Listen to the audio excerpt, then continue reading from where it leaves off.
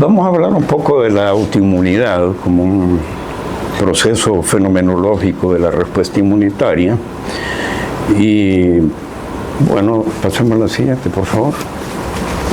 Este es más o menos el contenido que había pensado.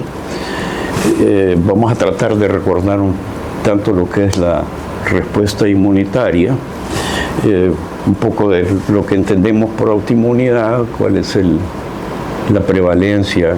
En Honduras no tenemos datos de prevalencias ni incidencias de estas enfermedades, pero a nivel mundial vamos a mostrar algunos datos. Ver un poco lo que significa la tolerancia inmunológica, porque efectivamente la autoinmunidad es eso, la pérdida de la tolerancia. Algunos ejemplos clínicos, los más frecuentes. Diagnóstico también lo más elemental, igual con el tratamiento. Esto es como una visión a vuelo de pájaro de lo que es el tema de la autoinmunidad. Pasemos al siguiente, por favor. El sistema de defensa del organismo es bastante complejo y abarca desde factores que nos protegen en forma inespecífica pero eficientemente, como es el caso de algunas secreciones corporales, algunos cambios físico-químicos corporales que nos ayudan a mantener nuestra homeostasis. Por ejemplo, la saliva tiene diferentes proteínas antimicrobianas, el jugo gástrico, el jugo pancreático, el jugo biliar, por poner algunos ejemplos, ¿no? Y el sistema inmunitario como tal, pues es parte de todo ese conglomerado del sistema de defensa, y clásicamente se ha dividido en dos partes, lo que se conoce como la respuesta innata y la respuesta adaptativa, que es evolutivamente lo más exquisito de respuesta inmunológica que tienen los seres vivos. La respuesta adaptativa es exclusiva de los mamíferos, de las especies inferiores a mamíferos. Generalmente lo que tenemos es inmunidad innata. Desde los gérmenes más elementales tienen sus mecanismos de defensa que incluyen o la lucha o la evasión. ¿No? Esas son las alternativas, ¿verdad?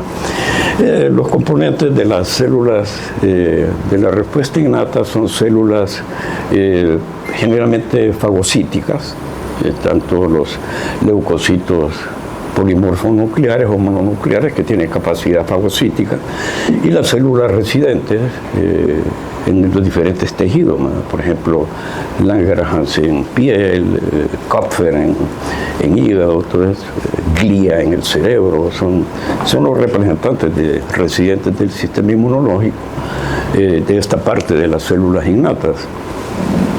Pero también hay linfocitos innatos, que no los menciona aquí la diapositiva, y se conocen como linfocitos de la respuesta innata, que son como la transición hacia la respuesta adaptativa. La respuesta adaptativa es la más elaborada, está genéticamente muy condicionada, ¿verdad? Sobre todo los antígenos de histocompatibilidad, los HLA, ¿se acuerdan de ellos? Los HLA son muy importantes en este tipo de respuesta, ¿no? Pasemos a la siguiente. El sistema innato tiene algunas características muy especiales. Por ejemplo, tiene tolerancia inmunológica, eso es una característica básica, que quiere decir que para poder defendernos tiene que saber lo que es lo propio y qué es lo externo con lo que se interactúa, que debe ser tolerable, ¿verdad? Para así defendernos de lo extraño. Con la respuesta de tolerancia hacia lo propio, están las alteraciones entonces de esa pérdida de la tolerancia, que es lo que genera la autoinmunidad. Y cuando hay la intolerancia a esos factores del ambiente, se genera la atopia, las enfermedades atópicas o alérgicas, ¿verdad?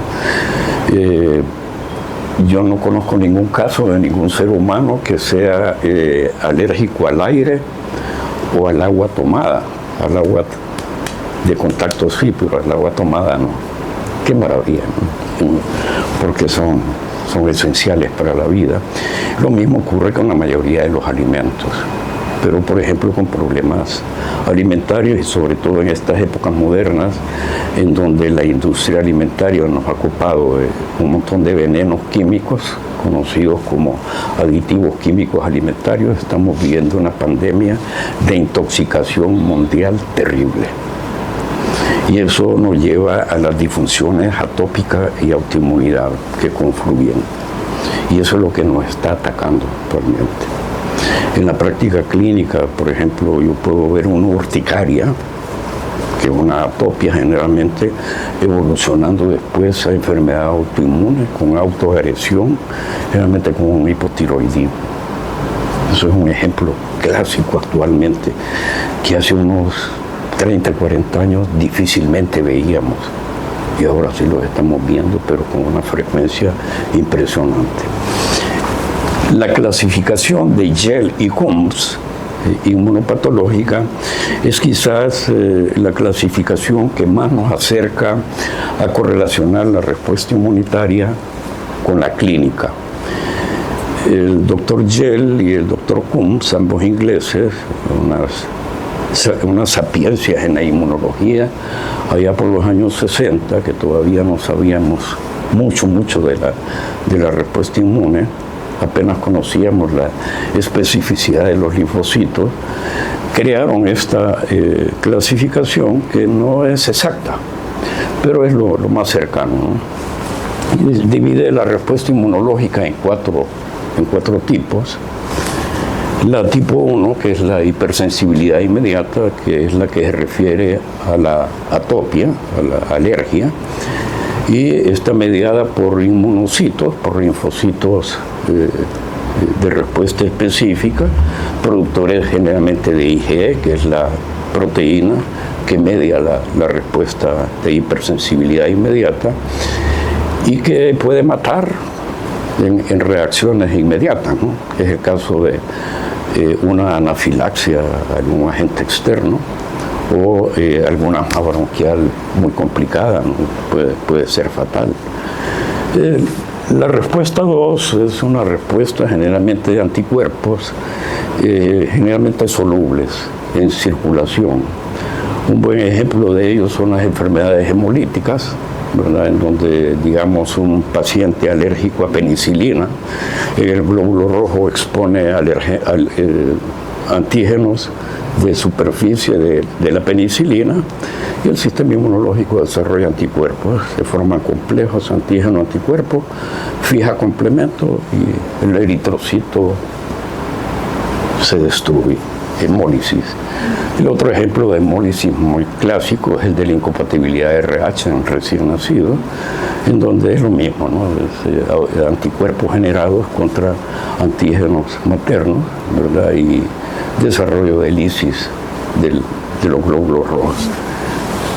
La respuesta tipo 3 es también mediada generalmente mucho por anticuerpos. La mayor parte son anticuerpos fijados a tejido. Es el caso de la mayoría de las enfermedades autoinmunes, sean sistémicas u órgano específicas. Lo que hay es depósitos entonces de complejos antígeno-anticuerpos que igual precipitan complemento y dan daño tisular. Entonces la mayoría de las autoinmunidades se catalogan aquí con un componente celular recientemente descrito, porque no había estado descrito los componentes celulares. En esta clasificación de Yale y Coombs, la respuesta inmunitaria celular está poco explorada porque sabemos menos. Hemos estudiado más la familia de los anticuerpos y conocemos mucho más de los anticuerpos. Actualmente con las ciencias ómicas, transcriptómica, genómica, metabolómica y todas estas ciencias ómicas, la disección de las diferentes estirpes celulares está siendo cada vez más impresionante y estamos encontrando ya células súper especializadas Por ejemplo, ahorita se están describiendo linfocitos en las placas de Peyer que solo están ahí, no están en otro lado. Y son generadores de fenómenos autoinmunes relacionados con el tema del microbioma, ¿no? Que es lo otro que está actualmente muy de moda, viendo cómo los seres vivos que conviven con nosotros, que son virus, bacterias y todo esto, pero la mayoría son bacterias. ¿Sabían ustedes que el microbioma actual nuestro, incluyendo el microbioma de piel, de mucosas y sobre todo el digestivo, tiene 10 veces más células que nuestro cuerpo? Y solo pesa como 1,5 kilos o 2 kilos. Entonces, yo cuando lo supe, cuando los bioquímicos me dijeron eso, yo no me lo creía. ¿Cómo podemos tener más bacterias que células propias? Es increíble. Y estas bacterias han coevolucionado con nosotros a lo largo de la vida y son una simbiosis permanente y platican con nuestro cuerpo y mandan mensajeros al cerebro. El eje intestino-cerebro está bastante bien categorizado actualmente y diferentes tipos de mensajeros solubles que mandan mensajes de intestino a cerebro para modular respuestas. Todo esto actualmente es una explosión de investigación fascinante, ¿no? La respuesta 4 es la respuesta celular, que en aquel momento de los profesores Jelly Combs, el profesor Combs yo lo conocí en Londres, tenía como 90 años el viejito, una belleza de señor y una joya de sabiduría, ¿no? Esta es de la enfermedad de Combs. Es la prueba de Combs. La prueba de Combs directa e indirecta, sí. Y en ese tiempo, pues, la respuesta celular solo la mencionaban para la tuberculosis, para la prueba de tuberculina, pero actualmente se ha ampliado más. Ya se habla de una respuesta tipo 4, una respuesta tipo 5 y tipo 6, con los diferentes tipos de inmunocitos, de linfocitos característicos, generalmente dentro del área de los CD4, ¿no? La gran mayoría. Pasemos a lo siguiente. Entonces, la autoinmunidad se la podemos definir como eso, como una respuesta errónea hacia nuestros propios componentes corporales, ¿no? Es una pérdida entonces de la regulación de la tolerancia y aparición de respuesta inmunológica de linfocitos T y B contra células y provocación de daño celular. Pasemos al siguiente. Pero ¿qué es la tolerancia? Hablábamos de que el sistema inmunitario tiene estas características tan especiales de la tolerancia inmunológica, de la memoria inmunológica, ¿verdad? El sistema adaptativo tiene una memoria específica de recordar la exposición previa y dar una respuesta secundaria que es mucho más potente que la primaria. La respuesta primaria generalmente es de sensibilización y la segunda es mucho más potente, ya de efectividad más potente, ¿no?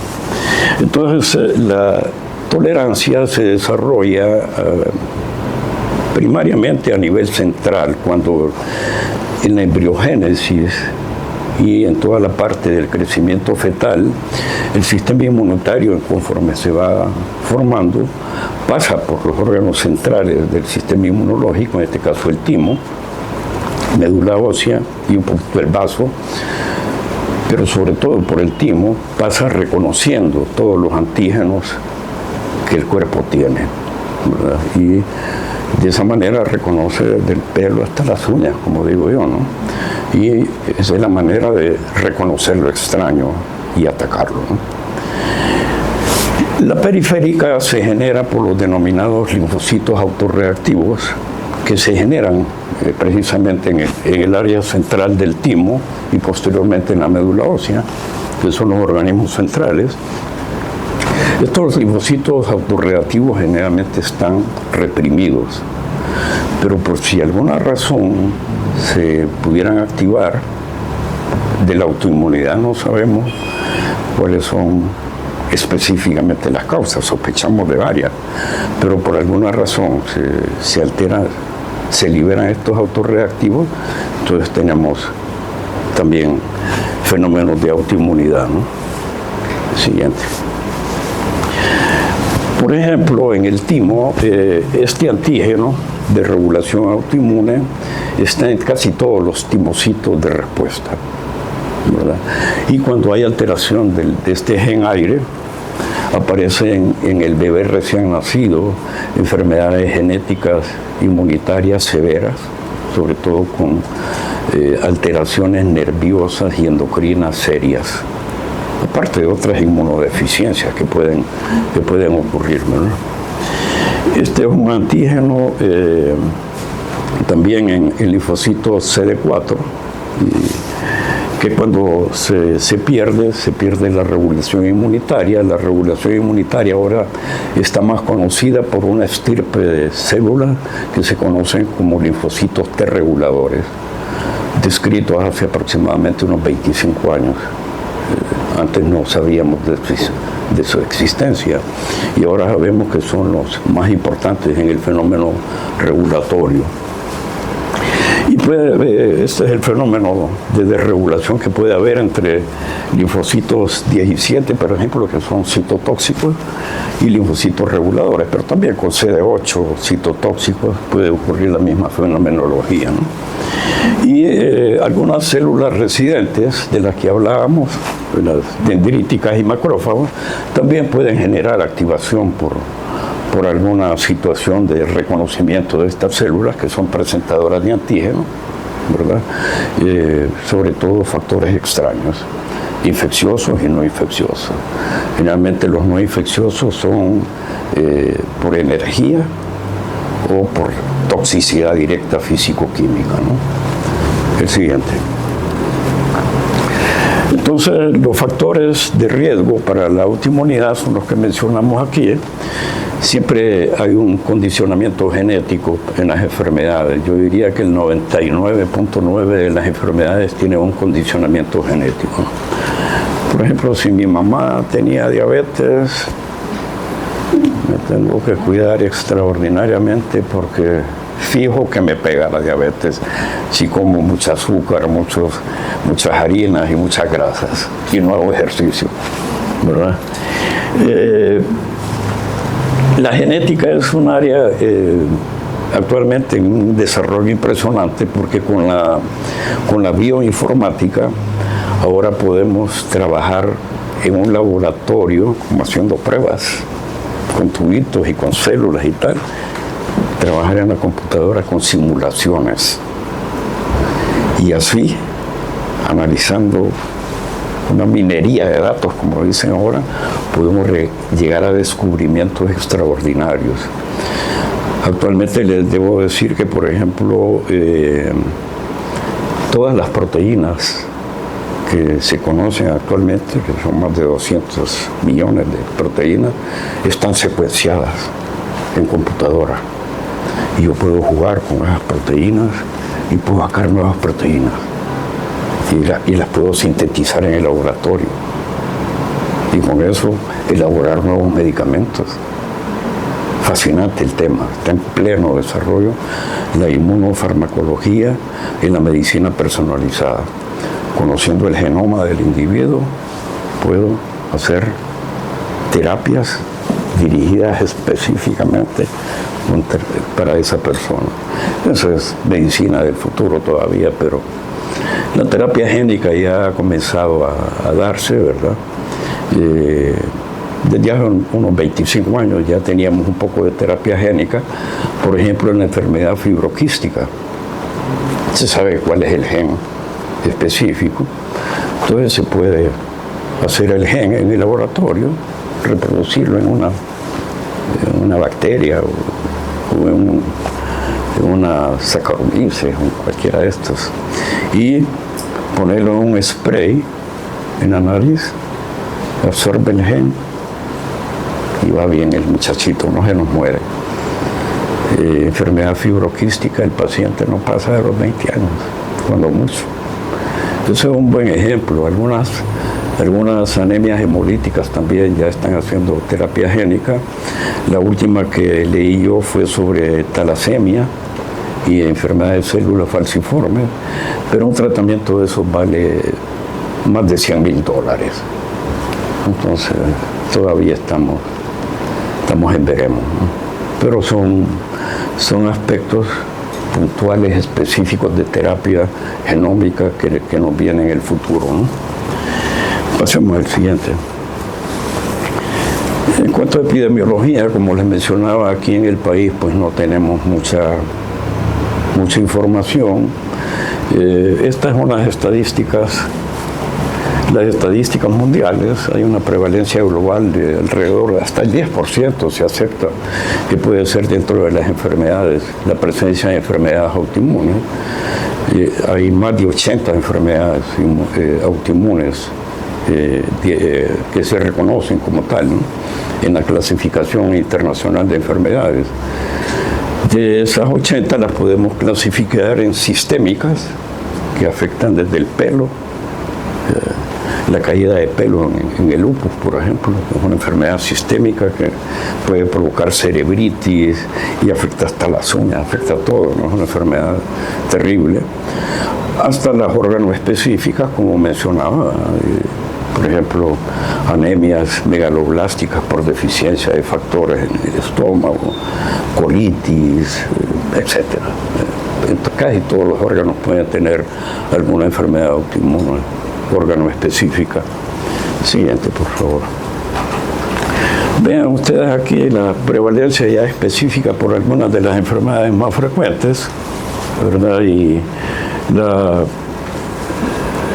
el hipotiroidismo es quizás la que tenga una prevalencia más elevada. Aquí en el país lo vemos así, ¿no? La mayor parte de generación de autoinmunidad probablemente sea endocrina, ¿no? Pero no sabemos, no estamos claros. Porque muchos de los diagnósticos no se hacen adecuadamente, ¿no? Pasemos al siguiente. ¿Qué es lo que significa eso? Significa que las enfermedades autoinmunes están en plena pandemia, para hablar de pandemia, ¿no? En plena epidemia mundial, ¿no? Y eso significa aumento de enfermedades crónicas no transmisibles, ¿verdad? Y la carga epidemiológica y la carga administrativa y económica de estas enfermedades se va para arriba. Y en países como nosotros que no tenemos, y los poquitos que tenemos se los roban, nos quedamos bien, gracias, ¿verdad? Entonces, los altos costos sanitarios, como digo, los diagnósticos no son los que deberían de ser, ¿verdad? Y eso también provoca dificultades, provoca más enfermedad y más muerte. En el área rural no sabemos cuántos pacientes nos mueren por fenómenos autoinmunes. Estamos totalmente desconocidos de tal. Y necesitamos más investigación y desarrollo, ¿verdad?, para tener ya tratamientos más específicos, pero al paso que van, los costos son, las terapias biológicas en nuestro medio son extremadamente caras y son difíciles. En mi práctica clínica, los uso de todas las terapias que yo hago, el 1% tal vez. Y el paciente debe tener un seguro o ser millonario. No hay mucha alternativa, ¿no? Pasemos al siguiente. Esto es lo que provocan las enfermedades autoinmunes a nivel individual, a nivel comunitario, familiar y social, ¿verdad? Entonces, es un impacto terrible sobre la sociedad y sobre la persona, que los organismos de autoridad de salud pública completamente desentendidos de la materia. No saben. Si el mismo clínico tiene deficiencias de conocimiento, no digamos los salubristas. Yo diría que están casi a nivel de población general, que no conocemos toda esta fenomenología, ¿no? Pasemos a lo siguiente. Entonces, aquí les pongo yo estos 4 ejemplos de enfermedades autoinmunes, 2 sistémicas y 2 órganos específicas, ¿verdad? La diabetes tipo 1 estamos viendo cada vez más. Saben ustedes la asociación que tiene con virus, ¿verdad?, con Coxsackie, ¿verdad? Los virus son los gérmenes y bacterias son los que más se asocian con autoinmunidad, pero los parásitos hacen desastres también. Por ejemplo, la enfermedad de Chagas tiene una fase de autoinmunidad que es impresionante, ¿no? Y conocemos poco porque como son enfermedades de tercer mundo, se estudian menos también, ¿verdad? Pero diabetes tipo 1 es del primer mundo y ese sí se estudia. Virus como citomegalovirus, Epstein-Barr virus, o más bien toda la familia herpes, hacen estragos con el sistema inmunológico, juegan con el sistema inmunológico. Las bacterias también igual, ¿no? Un buen ejemplo es la fiebre reumática, ¿verdad? El estreptococo conviviendo con nosotros, usualmente en garganta o en piel, pero más en garganta. Esa convivencia a largo plazo termina haciendo que el estreptococo genere antígenos parecidos a los antígenos propios. Eso se llama mimetismo molecular antigénico. Entonces, si tiene antígenos parecidos a los nuestros, el sistema inmunológico no lo ataca porque tiene tolerancia, ¿no? Entonces, de una simple faringoamigdalitis, carditis, artritis y otras cosas, ¿verdad? Entonces, es un buen ejemplo de una enfermedad autoinmune en donde sí tenemos claridad de cómo ocurre el problema, ¿no? Pero la mayoría de las enfermedades autoinmunes no sabemos de dónde proceden.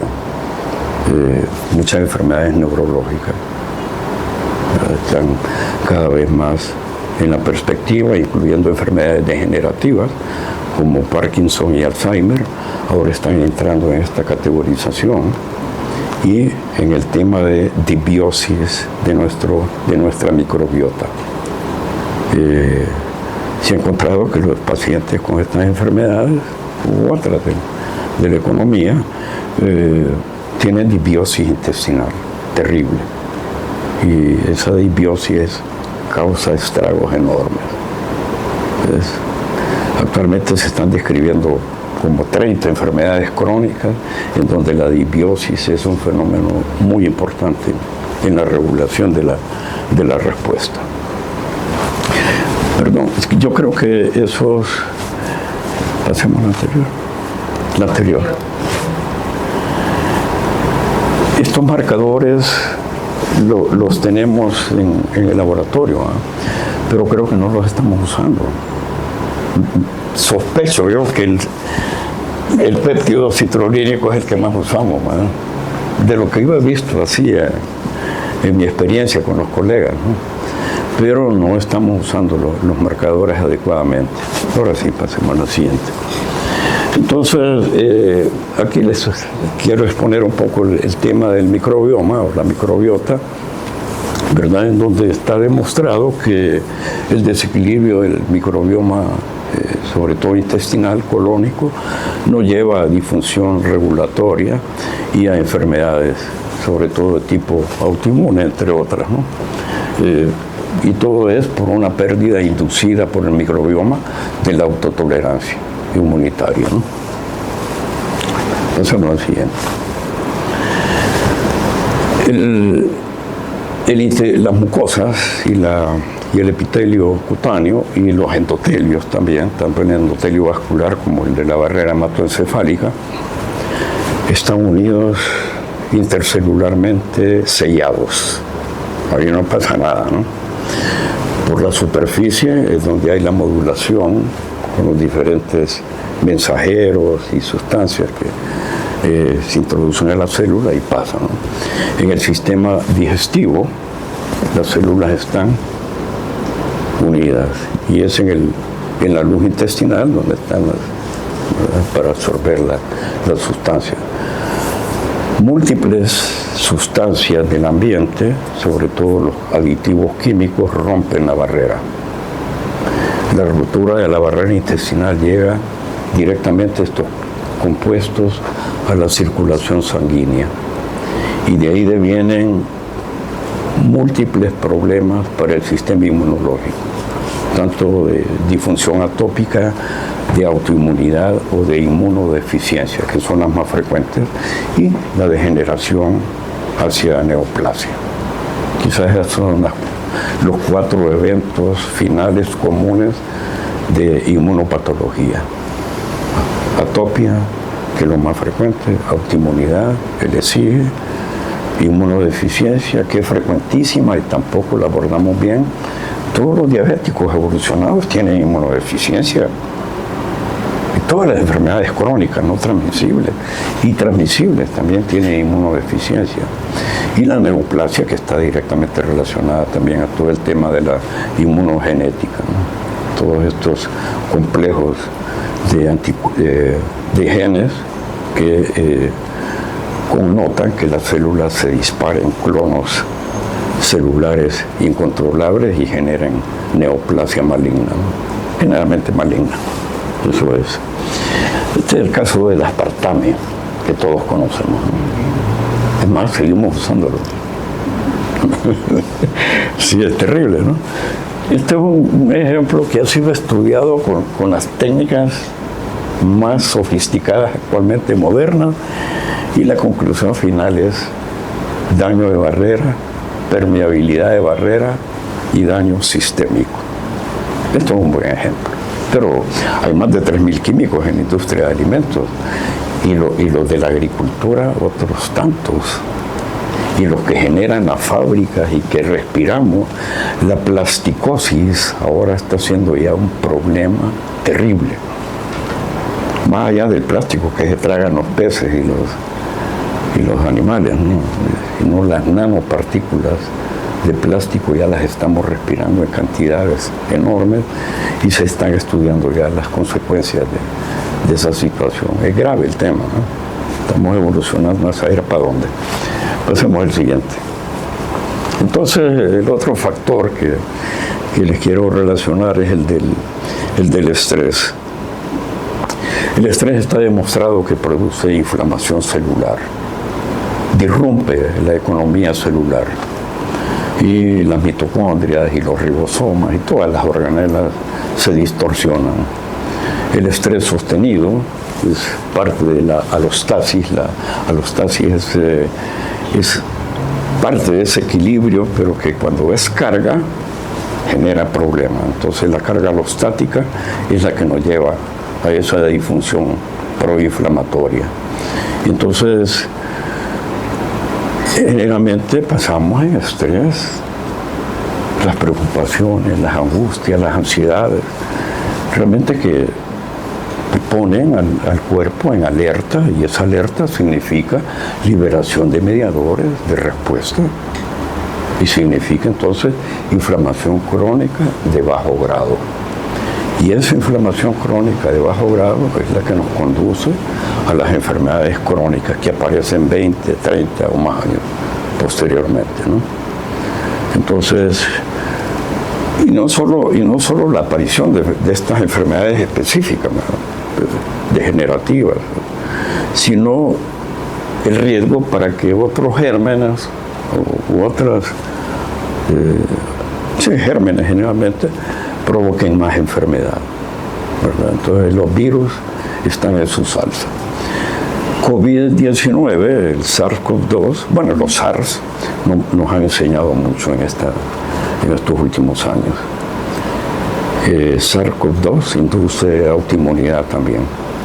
En todo ese fenómeno de la tormenta de citoquinas, no se han detectado los autoanticuerpos, pero el fenómeno trombótico que ocurre es totalmente autoinmune.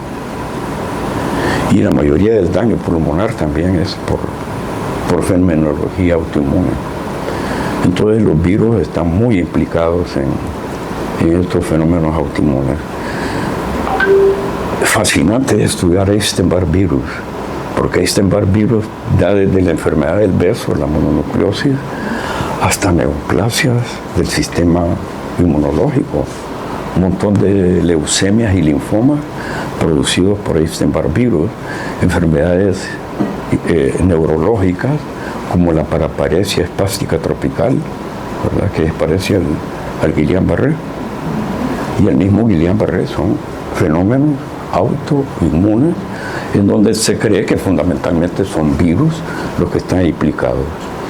Bacterias intestinales muy implicadas en espondiloartritis, por ejemplo, espondilitis, incluyendo la espondilitis anquilosante, ¿no? Que es una enfermedad relativamente rara, pero que ocurre y que tenemos casos.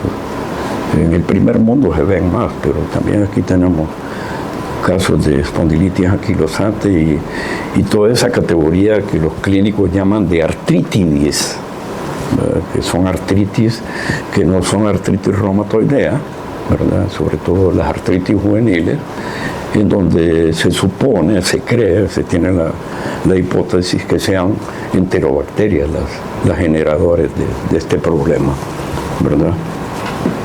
Entonces el estrés es un factor fundamental para el desarrollo de fenómenos de pérdida de tolerancia también.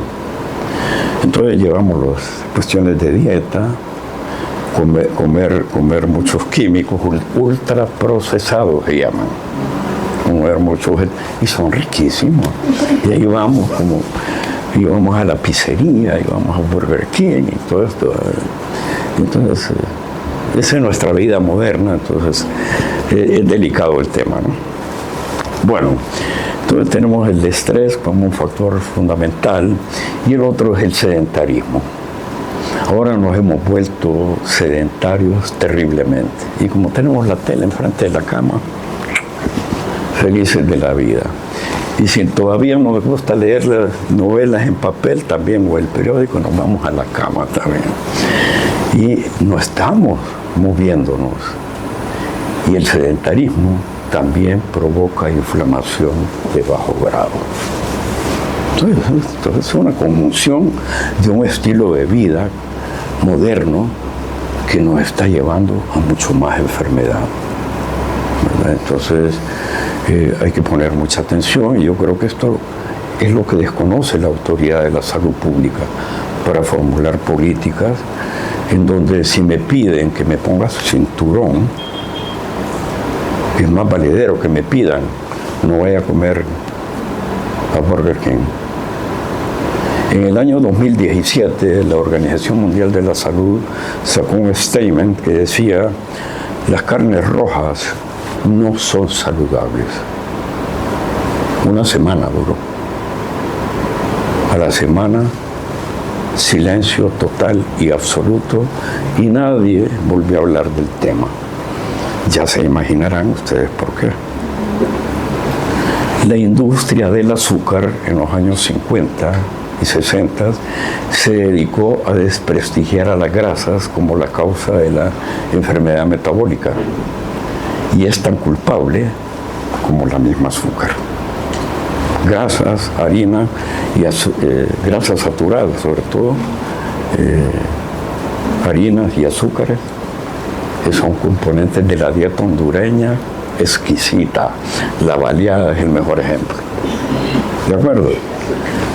Y nos reflexionamos sobre la materia, ¿eh? Entonces, por eso yo les recomiendo la dieta mediterránea.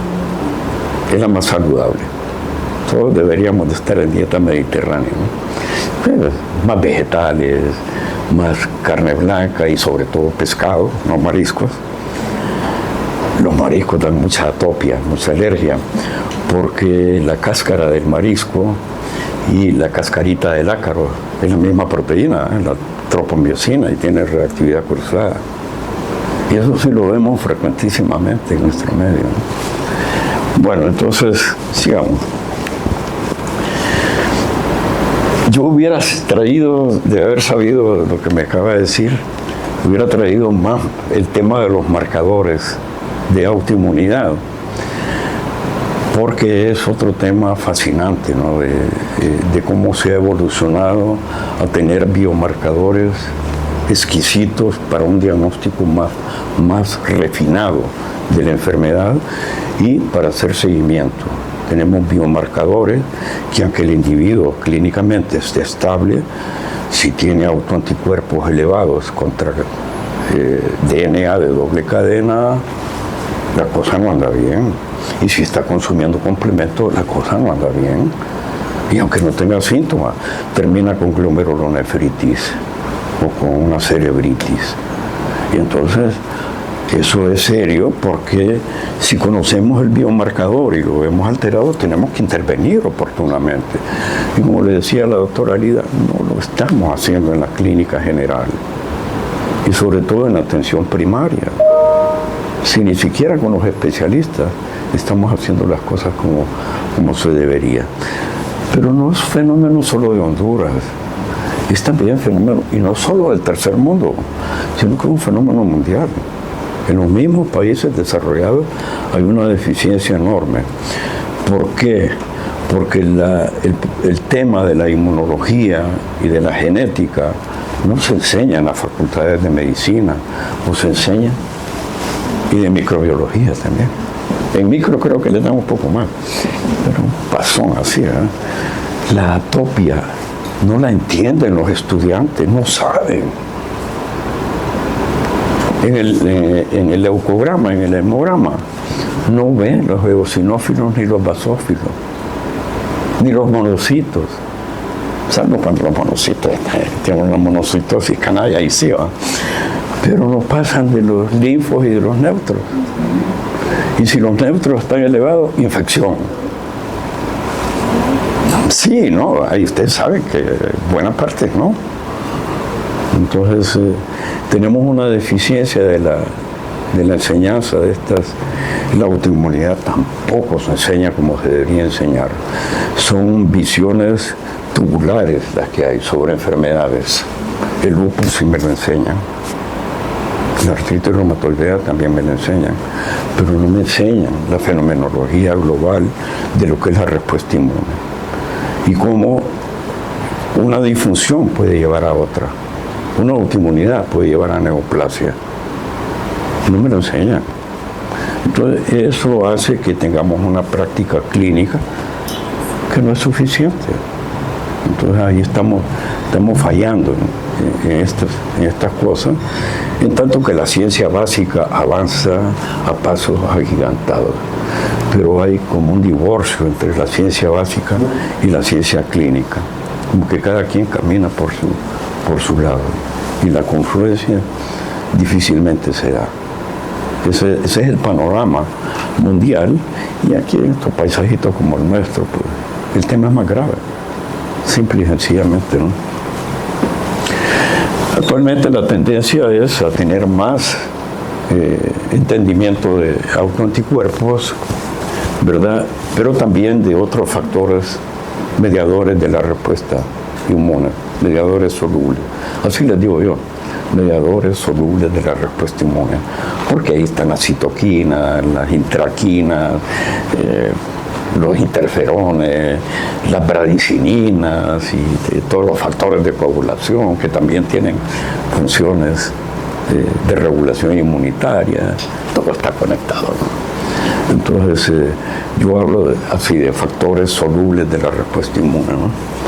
Y en clínica es muy importante la imagenología, que también cada vez con técnicas más sofisticadas se pueden tener mejores visualizaciones del daño tisular, ¿no? Es el caso de las resonancias, por ejemplo. A mí me gustan las resonancias, no me gustan las tomografías por la radiación, ¿no? Hablando de radiaciones para el sistema inmunitario, para todo el cuerpo. Entonces, en artritis reumatoidea la radiología es básica para poder clasificar los diferentes estadios de la enfermedad, ¿verdad? Y no se diga de pruebas funcionales también. Es igual que aquí tenemos muy pocas pruebas de funcionalidad de determinado sistema, ¿no? Pasamos a lo siguiente. El tratamiento así a pinceladas gordas puedo decir que es el tratamiento convencional, que es el que nosotros tenemos disponible. Inmunomoduladores, que generalmente son inmunosupresores, comenzando por los esteroides. Y debo decir que en clínica tenemos un abuso extraordinario de esteroides. Los esteroides son fenomenales, son un gran medicamento, son casi la panacea en la práctica clínica, ¿no? Pero tenemos un abuso tremendo. Acabo de ver una niña de 8 años con una asma bronquial severa, atópica, una niña, no un viejito con componentes ya diferentes, con cara de luna, ya con un poquito de grasa, terrible, ¿no? Manejada en el Seguro Social. Nunca la mandaron al inmunólogo. Hay una inmunóloga pediatra en el seguro, de adultos no hay, pero de pediatría sí hay una. Nunca la mandaron. Empezaron a meter esteroides y la cipota 2-3 veces al año en la sala de emergencia por crisis, más esteroides. Eso es un ejemplo frecuente, no es infrecuente. Y para las autoinmunidades los esteroides son una primera línea de trabajo, pero hay que manejarlos con cuidado porque ya sabemos de lo que provocan, ¿no? Y el medicamento puede resultar peor que la enfermedad, ¿verdad? Entonces, regálame un poquito de agua, por favor. ¿Café o agua? De cualquiera, ¿verdad? Gracias. Gracias.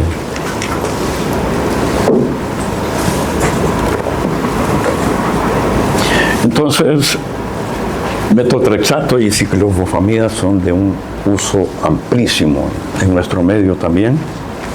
Y el plaquinol. El plaquinol también los reumatólogos lo utilizan bastante. Yo diría que el plaquinol, dado con ácido fólico, y el metotrexate también con ácido fólico, quizás sean los que más usamos. En oncología esto es de uso mucho mayor, ¿verdad? ¿Y el daño renal, no? ¿Cuál? ¿Daño renal en este uso? Pues claro, puede haber. Y hay que estar vigilando enzimas hepáticas y función renal permanentemente. Claro que sí. Yo veo muchas transaminitis por uso de metotrexate, por ejemplo. Como trabajo ahí en SOE, que es el tema de ojos, vemos algunas retinopatías también por problemas de este tipo de medicamentos, ¿no? Pueden ocurrir. Como les decía, los biológicos generalmente son anticuerpos monoclonales. ¿Saben qué son los monoclonales? O les explico un poquito.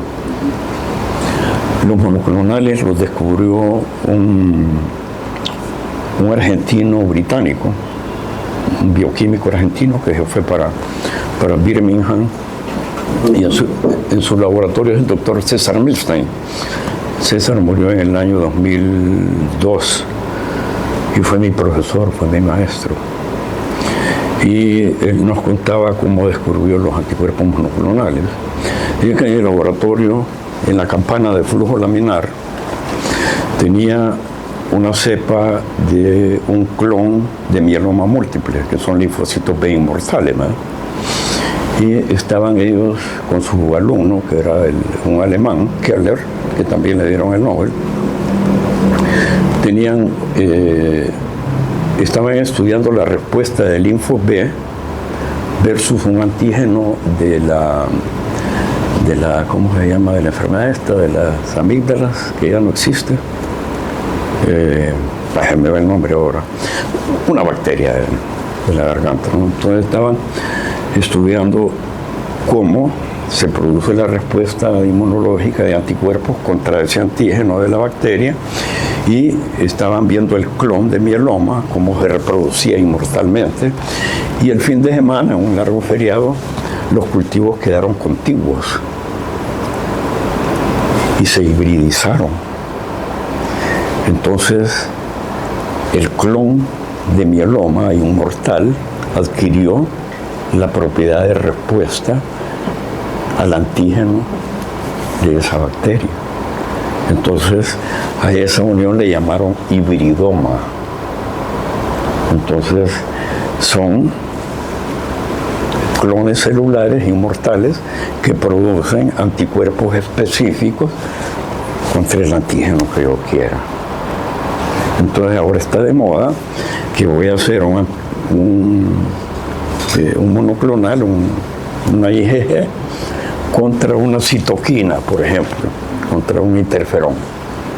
Y eso es lo que tenemos en el mercado actualmente, ¿no? Biológicos, anti-CD4, anti-interleuquina 4, o antiinterferón alfa, o antifactor de necrosis tumoral, que es el que más se usa actualmente en algunas enfermedades, y así para varias cosas.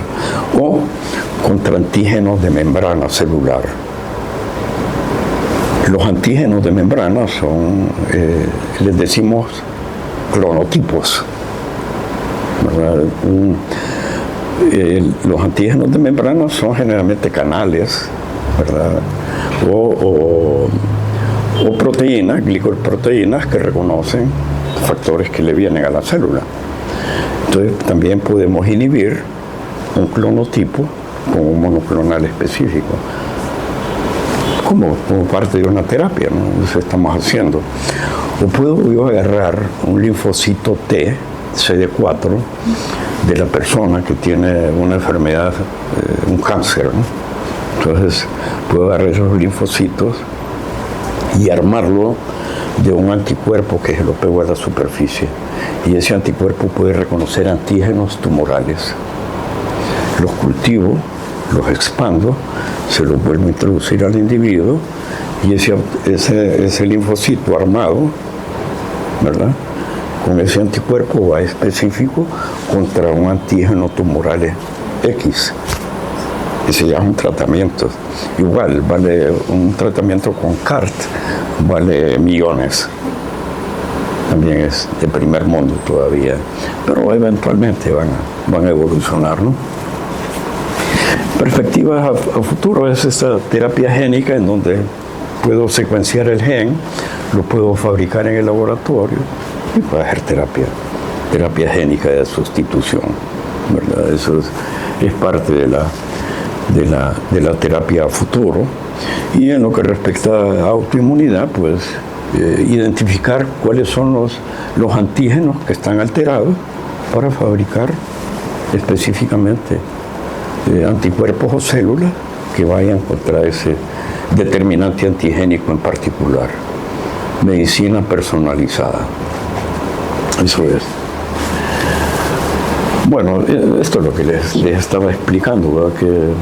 Que es lo que está ocurriendo, cuáles son los mecanismos básicos, realmente son de bloqueo de la cascada de la respuesta, ¿verdad? Y actualmente también se está ensayando la terapia génica con RNA, es la parte de la transcriptómica.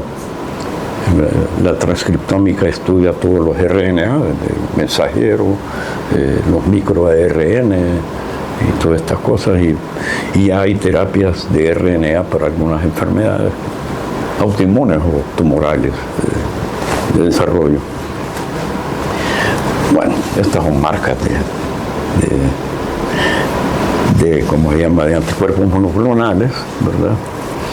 Y eso es básicamente. Lo demás es más complicado. Siguiente. Entonces, lo que nos queda en esta pequeña charla así a pinceladas gordas, ¿qué significa autoinmunidad? Pérdida de tolerancia, es producto de interacción entre genes, ambiente, a todo lo que es el ambiente externo del individuo, ahora le decimos exposoma, como a todo ahora es soma, microbioma, transcriptoma y todo el soma. Entonces el exposoma es todo lo que está en el ambiente y nos viene. Entonces genética, exposoma y epigenética. La epigenética es la parte de la genética que estudia toda la genómica relacionada con la expresión funcional del DNA, más no con su cadena. La cadena no se altera, lo que se altera es la forma en cómo puede actuar el DNA para modular una célula. Entonces la epigenética ahora está también de moda. Y epigenética y microbioma probablemente nos expliquen mucho de lo que es la patología de estas enfermedades autoinmunes. Entonces, mensajes claves: el sistema inmunológico, como todos los sistemas de nuestro cuerpo, actúa en una homeostasis impresionante. La madre naturaleza no pudo ser más sabia, ¿no?, en establecer esos equilibrios que continuamente están rompiéndose y cayendo en alostasis, que es lo que nos lleva a la enfermedad. Los mecanismos de autoinmunidad pueden ser múltiples. Ya vimos la falla de los T reguladores, ya vimos cómo hay un mimetismo molecular del monogermen. Son algunas de las formas de provocar autoinmunidad, ¿no?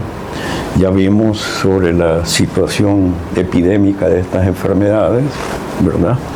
Y sobre su impacto y cómo se está desarrollando la ciencia y la tecnología en avances tanto para diagnóstico como para tratamiento. Bueno, eso es en general. Creo que con eso ya terminamos. La presentación tiene un montón de referencias, no un montón, pero referencias claves. Pues la tiene la doctora para que la compartan y puedan acceder a esas referencias. Son interesantes y son bonitas, así que los excito a que revisen algunas de ellas para ampliar un poco el conocimiento. Y yo estoy muy agradecido por estas cápsulas de conocimiento que tiene el laboratorio. Me parece que son momentos de calidad científica muy, muy importantes para todos nosotros, ¿no? Y la vida es un ensayo en donde todos los días aprendemos. Muchas gracias.